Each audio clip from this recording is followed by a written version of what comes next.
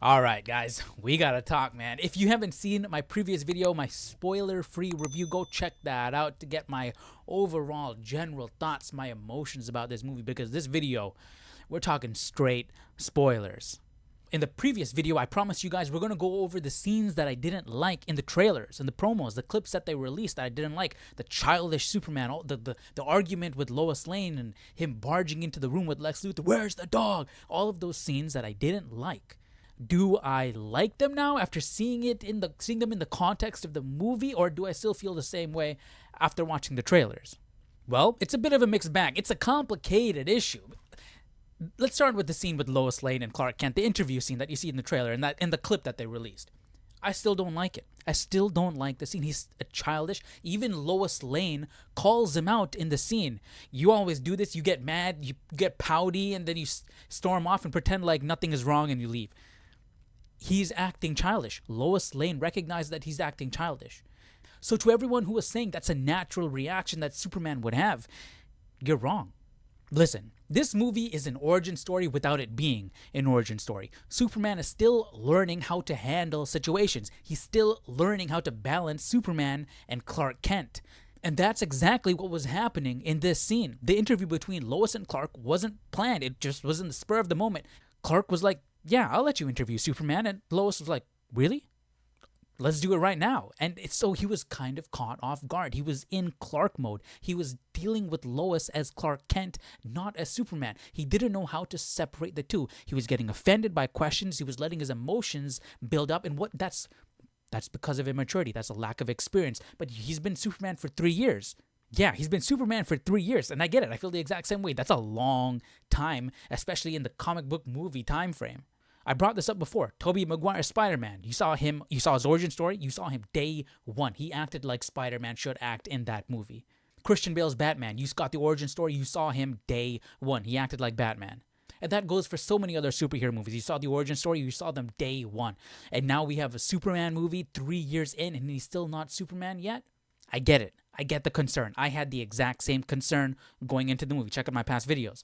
That's what I'm saying. You can kind of ignore that 3 years if it doesn't make sense to you. Because, yeah, he's been Superman for 3 years. He should have more experience. He should be on top of things a bit more than he is. I'd say that 3 years is more so for Lex Luthor and the world than it is for Superman himself as a character. Lex Luthor needed those 3 years to build up that resentment for Superman and also to study him.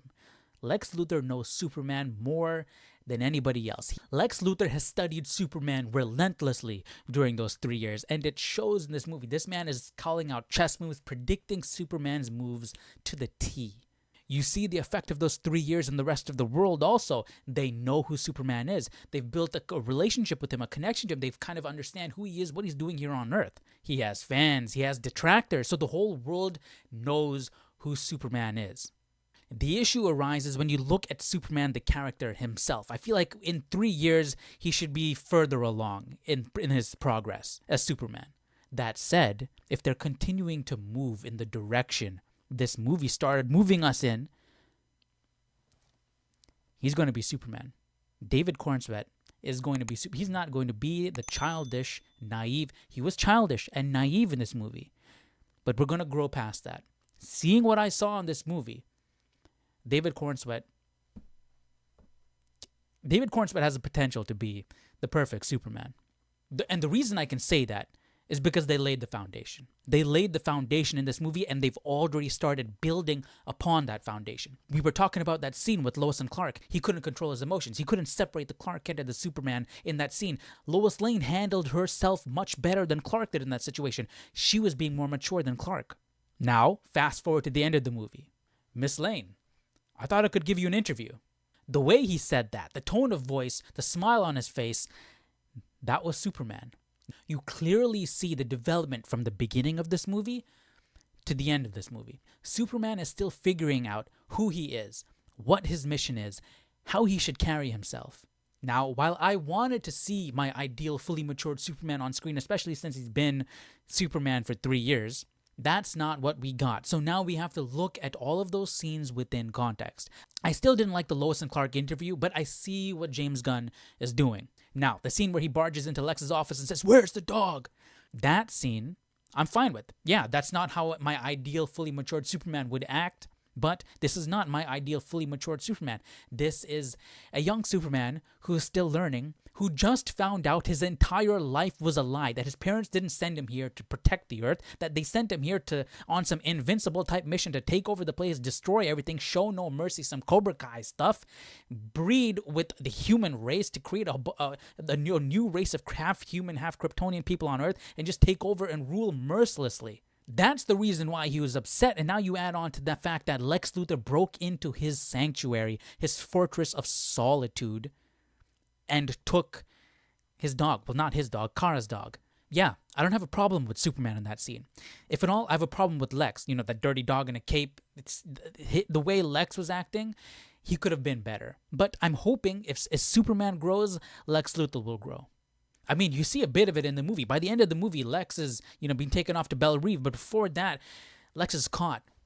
And there's a shot of Superman and Lex just standing there looking at each other. And you see the resentment in Lex's eyes. He's looking at Superman like, you have ruined everything. You ruined my life. I hate you.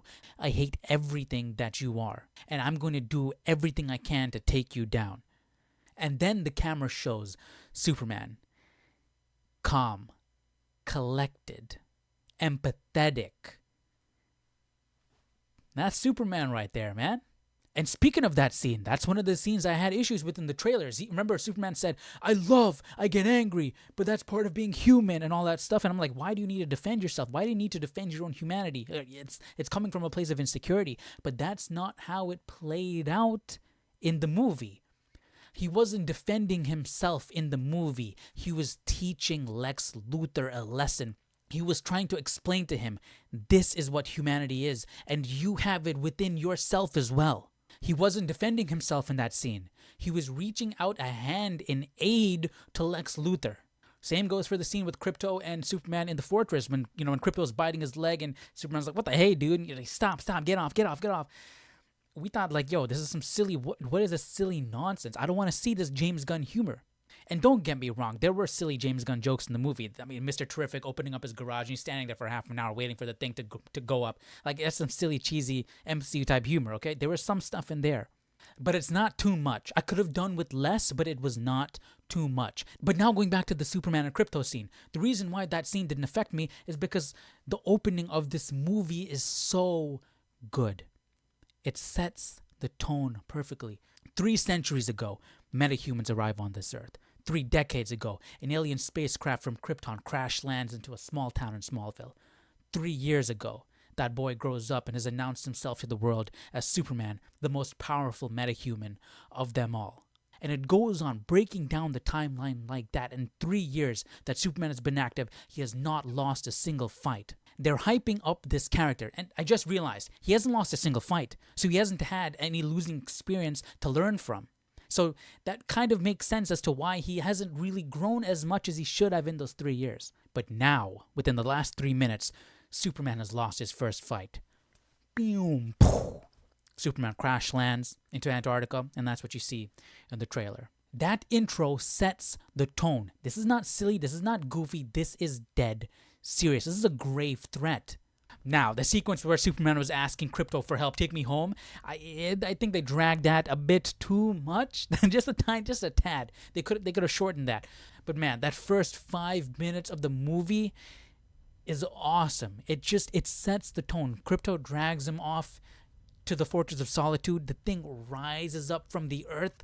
The door is massive, and you have this golden glowing Superman emblem pop up, and I'm like, yo, this is awesome, dude. This looks so cool. Doors open up, they enter, and you see Jor-El and his wife, Superman's parents, it's Bradley Cooper, speaking in Kryptonian. The robots are like, Superman likes his message and makes him feel comfortable. He likes it, makes him feel nice. They're talking about how much they love him and everything. And right there, you're seeing a Superman has this very idealized version of his parents in his head. So you're seeing that naivety there as well. He heals, he gets up, and he rushes back into the fray.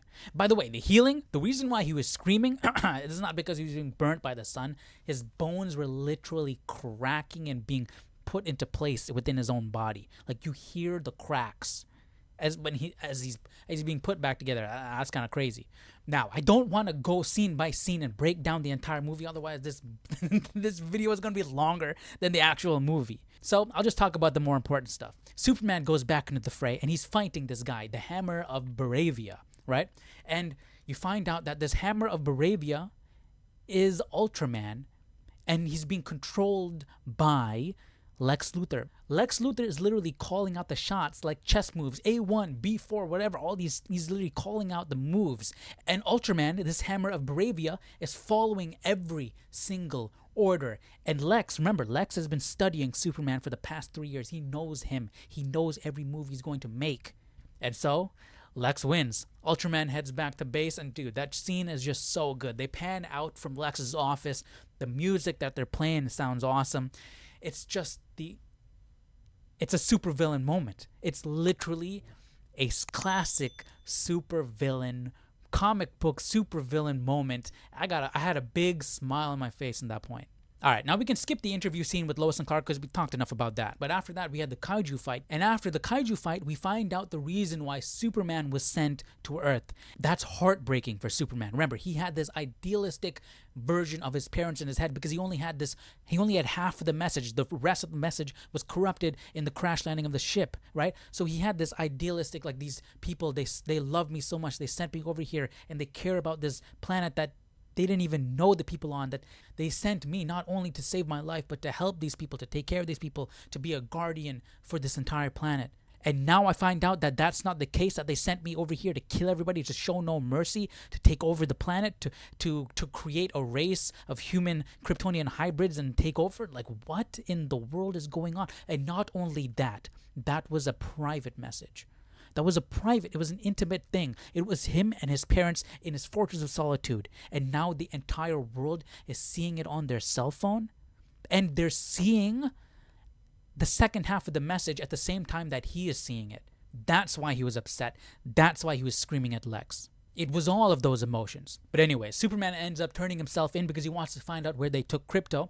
And they take him to this bubble dimension. I forgot what they called it, like a bubble dimension or some, there's like some interdimensional kind of thing in between, like the upside down or something, like in between the worlds, right?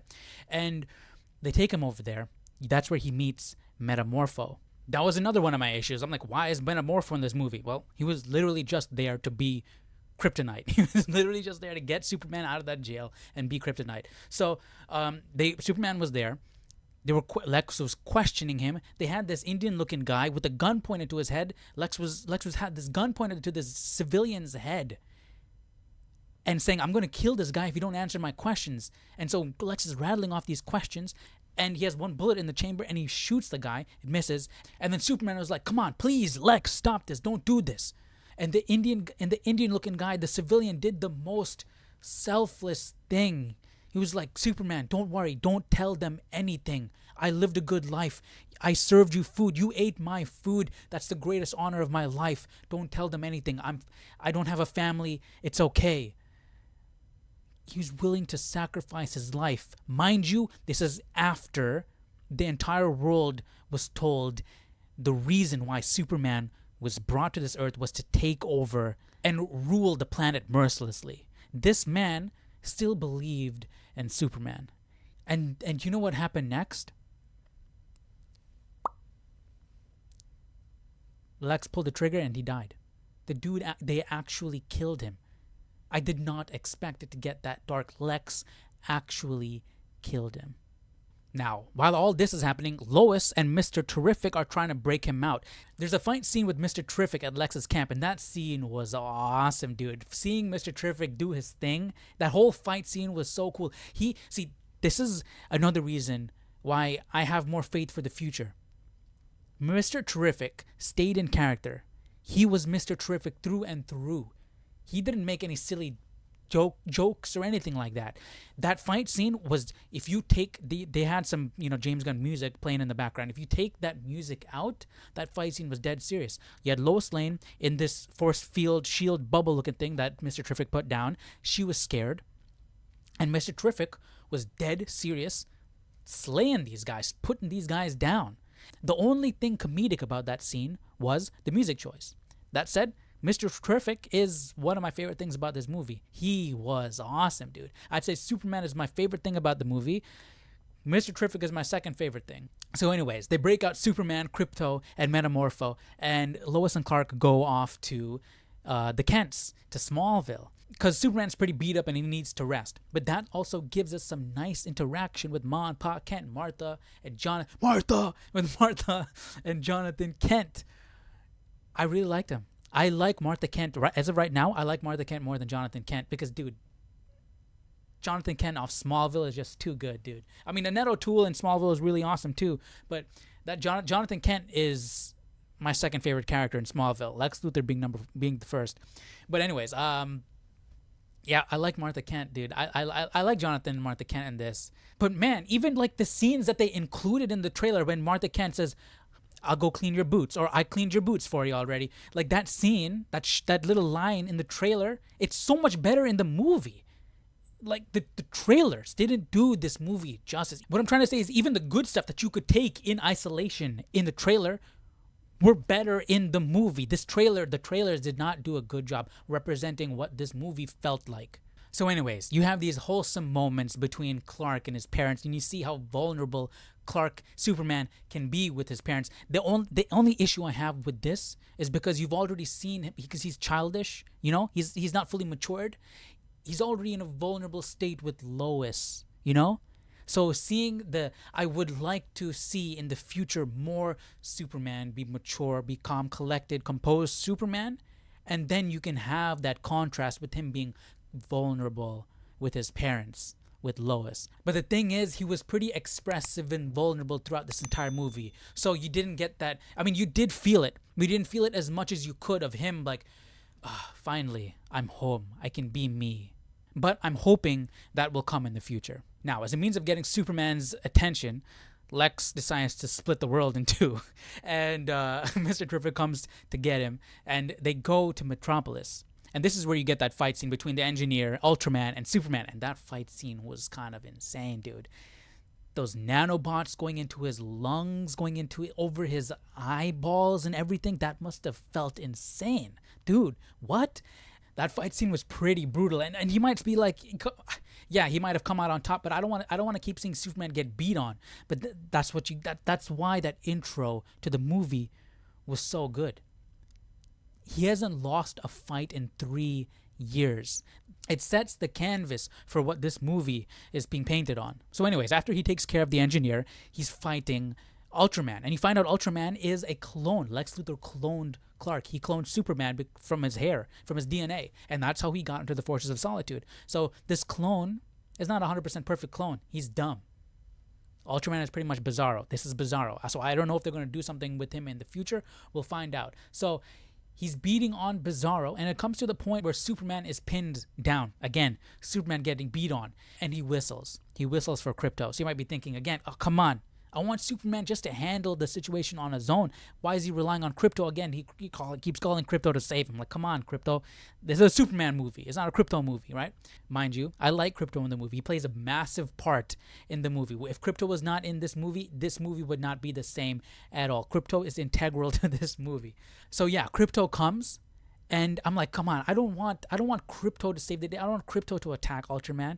And it was like James Gunn read my mind. Superman said, "Go get the toy." And Krypto flies off, and starts attacking the camera. The camera that Lex is using to watch the fight, to instruct Ultraman in how to fight and how to beat Superman. So Krypto is off chomping on the camera, and we do get to see a 1v1 with Ultraman and Superman.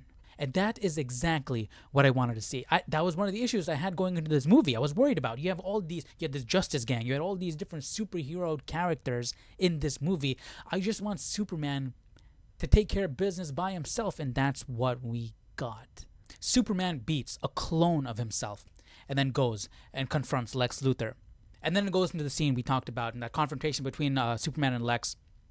Yeah, there was a silly scene with Krypto attacking Lex, throwing him around all over the place. Yeah, it was silly. There is James Gunn humor in this movie, but it's not over the top. It's not too much. Could I have done with less? Yes. Now, the naivety and immaturity of Superman. He has grown through this movie. He shouldn't be the naive, immature Superman that we saw at the beginning of this movie moving forward. He's gone through experiences that have taught him things. But it was really nice to see him grow. When he takes on the responsibility of Superman and you see him, fully embody the character. Hello, Miss Lane. And just looking at Lex Luthor, when he's the calm, composed, collected Superman that I want him to be, it's awesome, dude. And I'm really looking forward to seeing much more of that in the future. Was this my ideal Superman movie? No. But James Gunn created a Superman that has the potential to becoming my ideal Superman. And for that, I'm going to give this movie a round of applause. 8 out of 10. James Gunn, I'm looking forward to what you're going to do next. I'm looking forward to the rest of the DCU. Wait, actually, really quickly, I forgot to mention, we got to see Supergirl in this movie. Supergirl, she's got the skirt, she's got the red skirt, the blue top, she's got the proper Supergirl outfit. So that was really cool. That was a cool surprise. But let me know your thoughts. Let me know all you guys' thoughts down below in the comment section. What did you guys think about the movie? Did you hate it? Did you love it? Are you somewhere in between? Let me know your thoughts down below. And I'll see you all in the next video. Take care. Bye-bye.